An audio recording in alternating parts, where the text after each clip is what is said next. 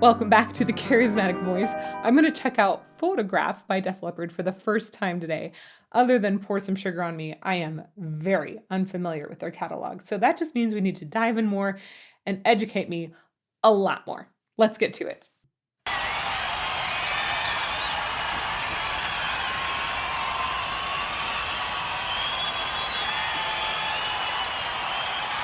Def. Oh, there's Leppard underneath it. Okay. Quite the build-up. Is that Marilyn Monroe?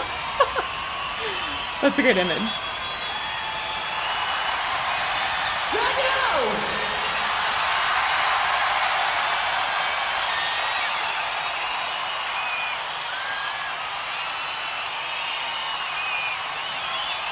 Not so very long ago,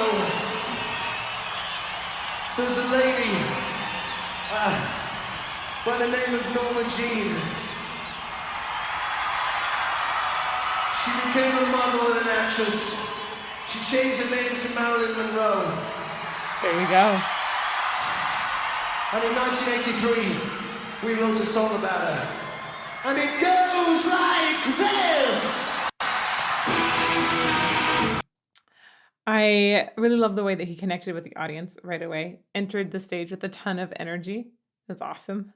I think that there's tons of energy just like flinging off of his pants with all of these like strings and things everywhere too, which is fun. But the real thing to talk about, since I didn't know too much about it last time I listened to them on and Pour Some Sugar on Me, is the incredible drummer here. I have read a lot more now about Rick Allen and this car accident that happened at this point for him. It was 4 years ago. This is 1988 live performance. It happened in 1984, where he lost one of his arms. And instead of just giving up as a drummer, he said, no, we're going to figure this out. And the band said, yep, we are behind you. We are supporting you all the way. I believe it was in 1986 when they came back to it. He had to relearn how to drum, redesign a drum kit for him that was based a lot more around his feet. And he drums with just the one arm. That is so crazy inspirational to me. I did not give it enough attention before. And wow. I'm going to be thinking about that a lot today. Let's go back to the beginning of this music. It goes like this.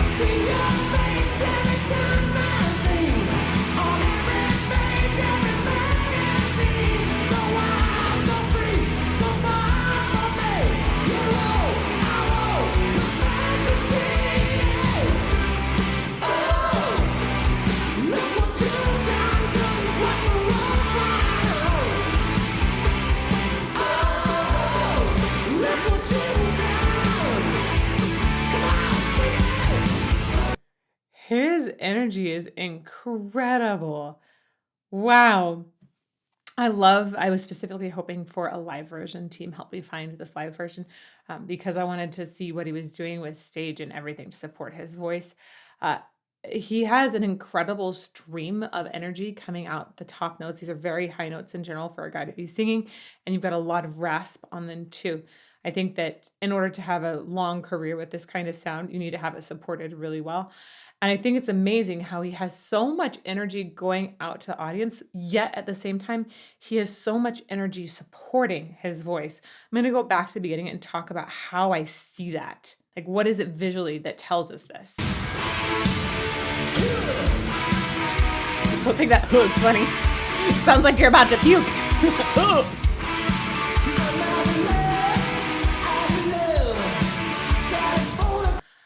All right, let's go back just a tiny bit here. There we go. This is great. You might have heard me talk before about Bruce Dickinson, Iron Maiden. If not, uh, we can talk right now about horse stance. Bruce Dickinson, I swear. Sometimes it looks like he's riding two horses when he's on stage. We got like one horse here. Having your feet separated and feeling like you're really grounded in the stage can be very helpful for a singer support. Yes, when we talk about breath and singing, like really truly the lowest breath support muscles go down to your pelvic floor. They're not going into your feet. Your feet don't anatomically help you breathe. However, a lot of times when people are nervous or when they're really excited, their breath gets higher and higher. It feels like it gets higher and higher.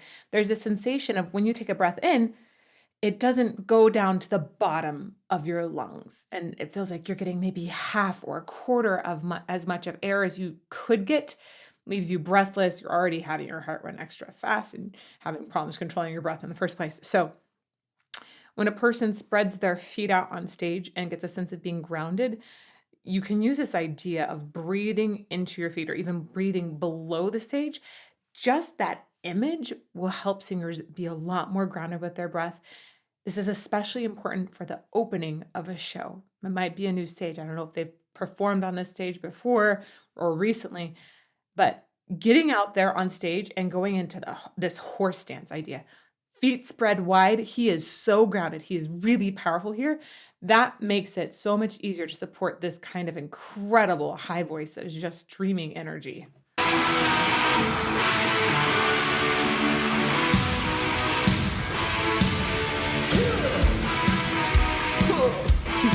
Sorry.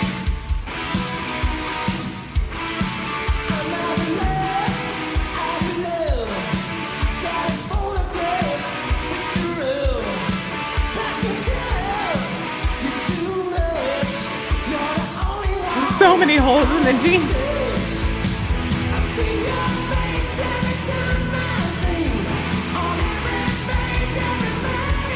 This is a really catchy melody.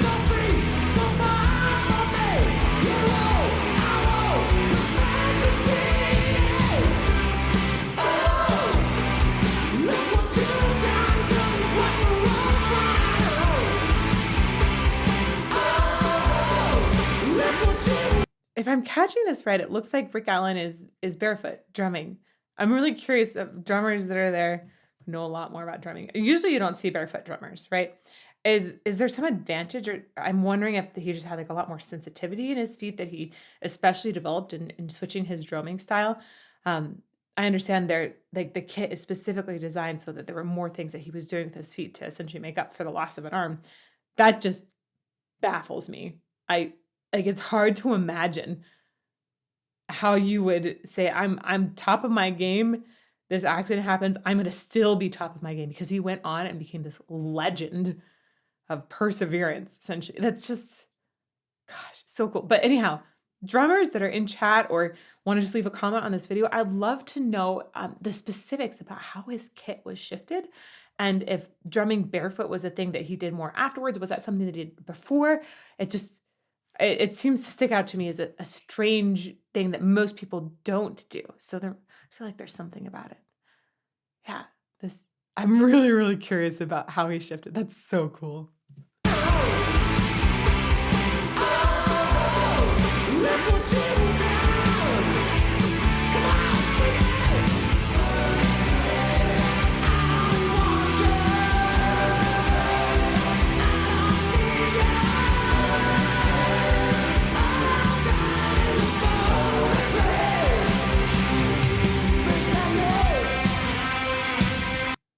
I like the way that a lot of these melodic lines, they feel truly like extended shouts, which is how I've often described opera singing. It's like shouting for a long time and trying to make it sound pretty.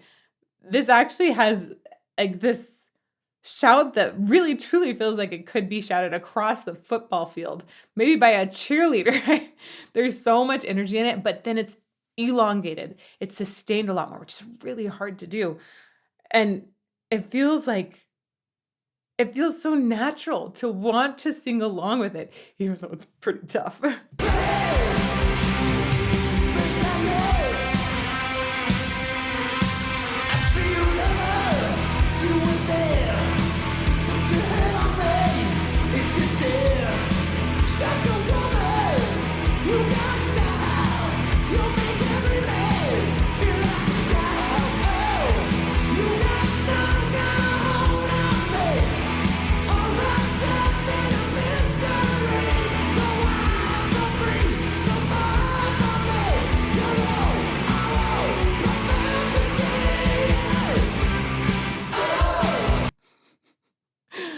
talk about his shirt being off, shall we?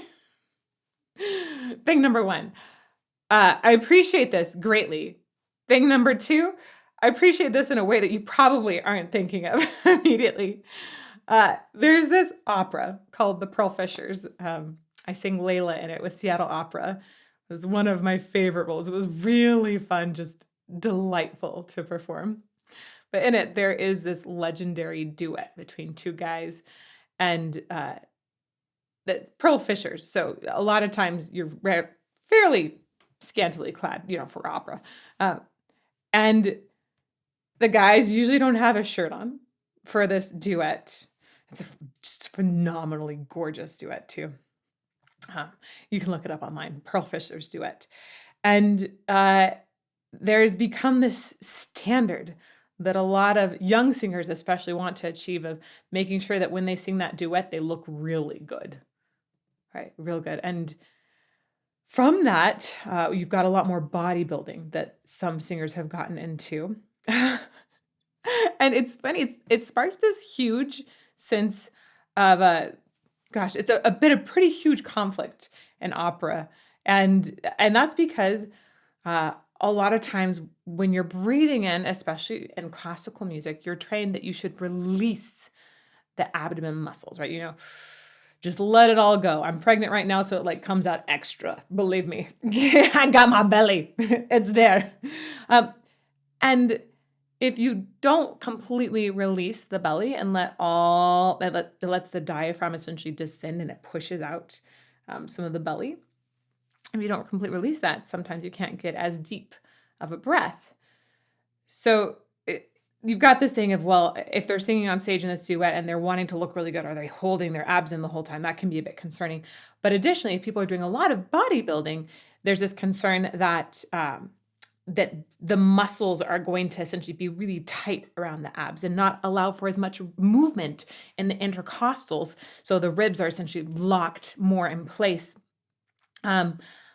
I have talked with many, many singers who've been more into bodybuilding or had really incredible careers as opera singers. I think Big Brev actually is a great example of a singer who's done opera and contemporary and has this incredible voice and is buff. You can do bodybuilding and opera or really any kind of singing, look great and sing well. It's absolutely possible. I've heard many singers say that it does not affect their voice whatsoever if done in a specific way. Probably you don't want to get too tight. I'm watching him, Joe Elliott here, right? Joe Elliott, not Jim Elliott. Just got to check my names. Joe Elliott. Yes, Joe Elliott.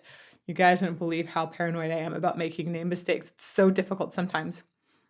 I've been watching him throughout this, and he generally is keeping his stomach fairly in, but you see this really fantastic engagement when he's singing out. And I think that engagement is very important. The abdomen does engage. It's not like flexing, like trying to show off a six-pack while you're singing, but just having some engagement can help with breath control on the way out. And I think it's fascinating to watch him because he's never sticking his belly out, but you can tell that he's getting a really good grounded breath. So I would guess that there might be a sense even of back breathing here. And I know this is a really long aside, guys. Just bear with me here because we're going to go back and watch how he's breathing for a little bit. Sometimes if you can shift the breath so it's not just expanding in the front and just letting the belly come out, but if you also think about it expanding in the back, because our diaphragm goes all the way around, it's like a dilapidated frisbee, it can expand in the back and give that same great sensation of low, low support. Let's go back and watch him some more. This is fascinating.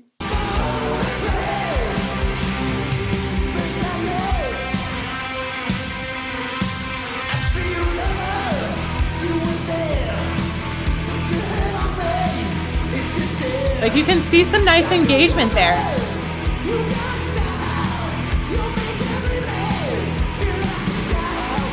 It keeps switching away at moments where I really want to see his breathing, but I want to point out, I'm not seeing shoulders going up. I'm not seeing a ton of movement up here, which is indicative that breath is definitely going down.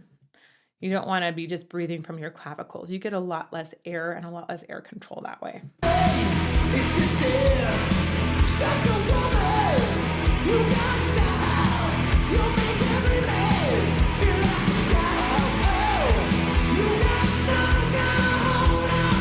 Oh man, I'd love to ask where he feels his breath. That kind of phrase you have to be so low in your breath for.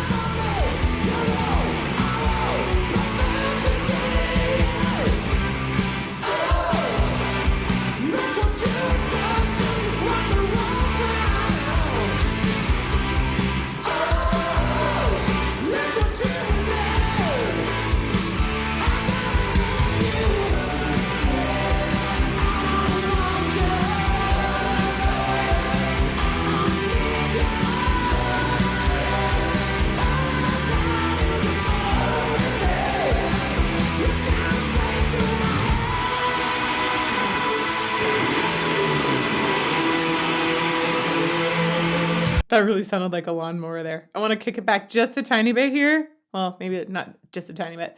There's this really cool vowel modification that he does. Let's see if I can catch it.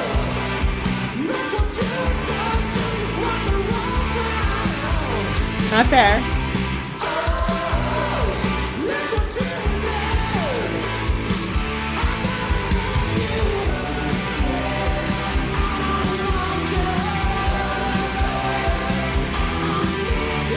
There. Oh, there it was.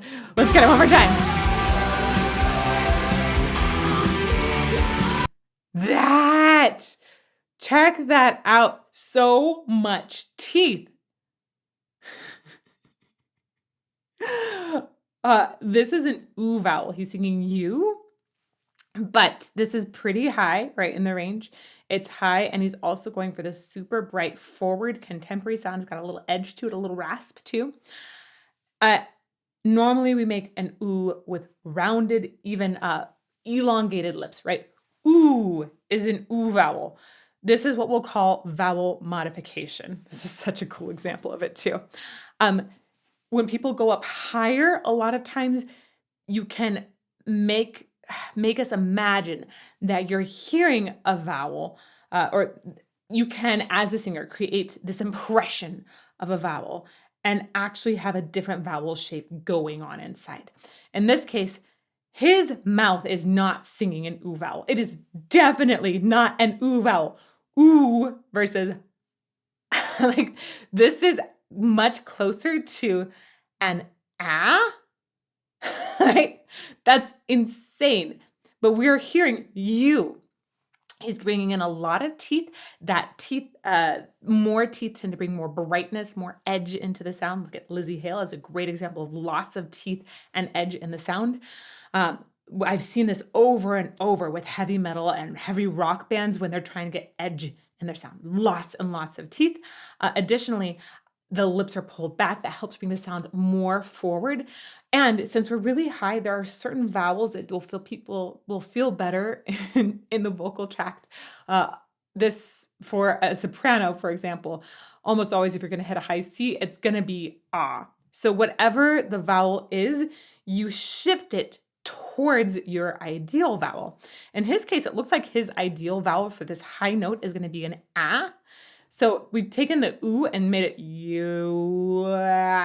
It's like a crazy thing in between. Let's listen again to what it actually sounds like.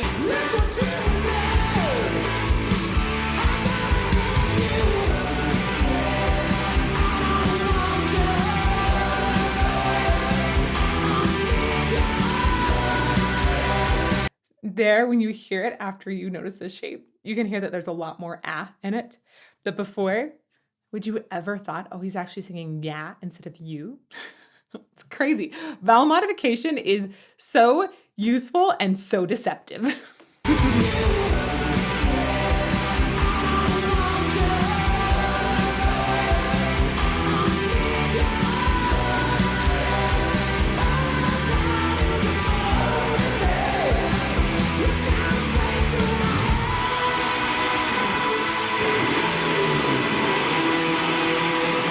That's great sustain.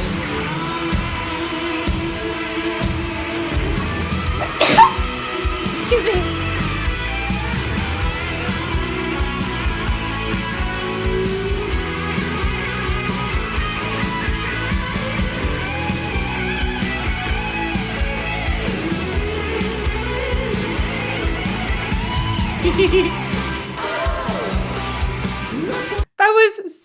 short and so energizing and fun. I liked it. Let's hear it again. Let's hear it again. I like the rev into it.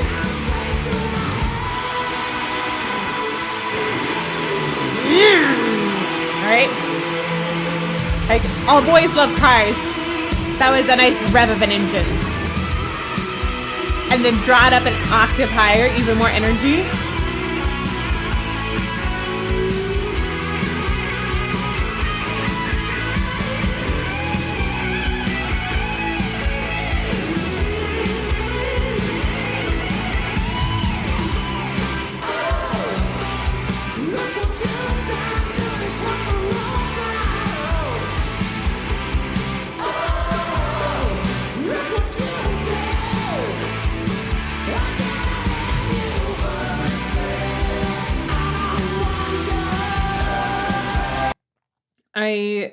I think it's funny that this song is called Photograph, and that it's essentially about obsessing over a photograph of somebody and saying like, oh, what it's done to me.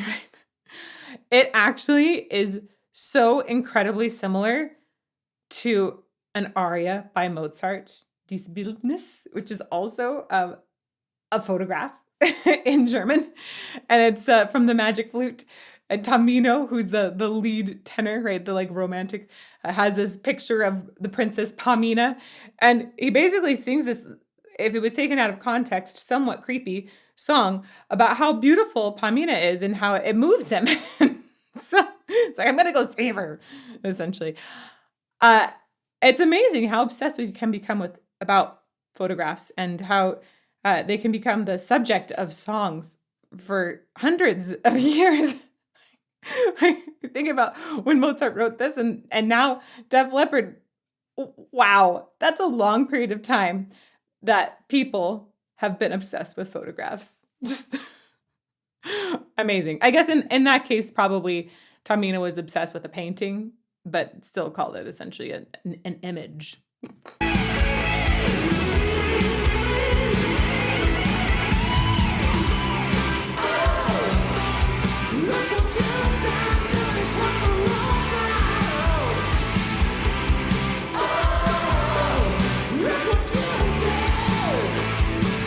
I want to mention, as far as that support system again, a lot of times when he's singing, he does keep a really nice, stable trunk.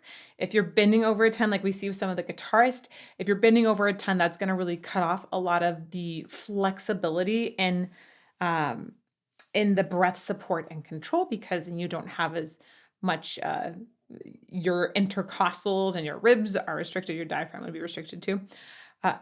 I think that's important to notice. And the times where I've seen him like really far extending back, so making an arch in his back, which would definitely affect that support system as well, it's usually been for really shorter toss off notes or hollers. So not these long sustained lines. When he's doing a sustained line, so far, I think I've always seen him just very stable, good posture in the trunk to support that high belt.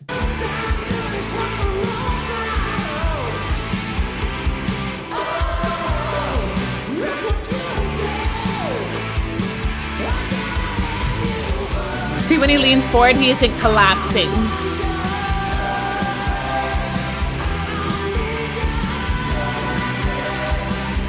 I like this song.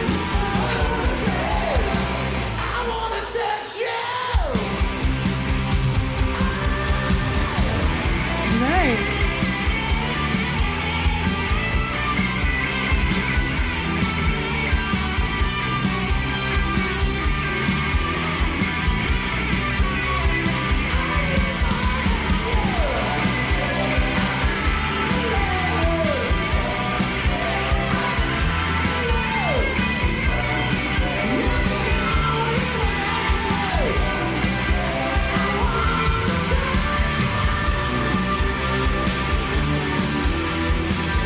Okay, so check out, he's leaning back pretty far for this note, which when we talk about that trunk thing earlier, when he's leaning back, he isn't hugely arching the back. It's more lower, and he's even leaning back with the hips more. I think that helps with sustaining a really high note like this. It can look really cool to lean back, but I can't tell you how many singers have said they want to look cool, but it doesn't help them sustain those high notes as much. But it's a really great effect on stage. So if you learn how to do it the right way, in a way that still supports the voice, allows the whole respiratory system to be involved, then it works well. And I think he's doing a pretty dang good job here.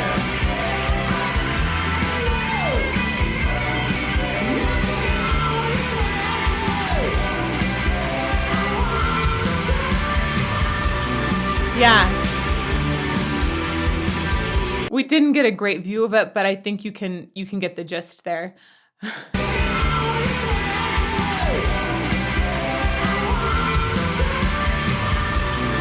Yeah. There's more leaning from the hips and the legs and the knees.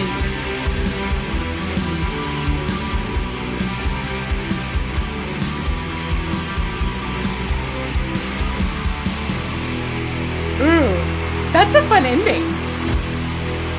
Is that the ending?